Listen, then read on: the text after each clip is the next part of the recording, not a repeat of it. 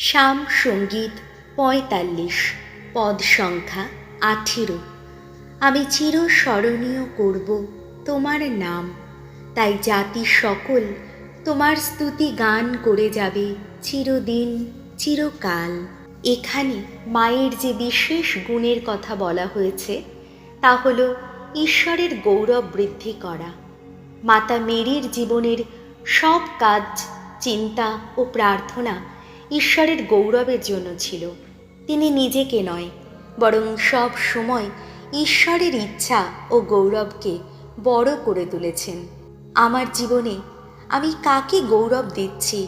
আমার কাজ, কথা এবং ব্যবহার কি ঈশ্বরের মহিমা প্রকাশ করে? মা মেরির মতো আমিও কি নিজের জীবনকে প্রভুর উদ্দেশ্যে উৎসর্গ করছি, যাতে অন্যরা ঈশ্বরকে চিনতে পারে? প্রার্থনা। হে মহিমাময়ী মাতা, তুমি তোমার জীবনের প্রতিটি মুহূর্তে ঈশ্বরের গৌরবকে বড় করে তুলেছ। আমাকেও সেই অনুগ্রহ দাও যেন আমি আমার কাজ, প্রার্থনা ও ব্যবহার দিয়ে ঈশ্বরের নামকে চিরদিন মহিমান্বিত করতে পারি। এই প্রার্থনা করি আমাদের প্রভু যীশু খ্রিস্টের নামে। আমেন।